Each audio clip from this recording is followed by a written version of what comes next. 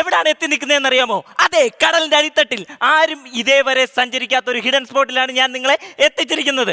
അതെ, നിങ്ങൾ പറഞ്ഞതുപോലെ തന്നെ ഞാൻ മത്സ്യകന്യകയെ കാണുന്നു, പ്രേമിക്കുന്നു, കെട്ടുന്നു, എന്നിട്ട് കരയിലേക്ക് കൊണ്ടുവരുന്നു.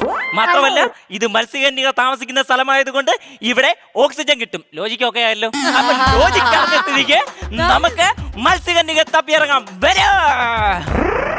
Oh my God!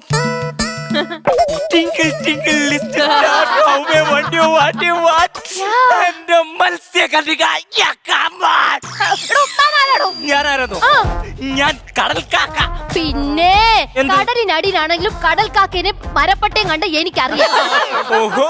എടോ, താൻ എന്തിനാ ഇങ്ങോട്ട് വന്നേന്ന്? അതായത് മത്സ്യകന്യകയെ ഇവിടുന്ന് പ്രേമിച്ച് കെട്ടി കരയിലേക്ക് കൊണ്ടുപോകാൻ വേണ്ടി വന്നതാ. ഇത് പൊന്നു മനുഷ്യ, ഒന്ന് പതുക്കെ പറ.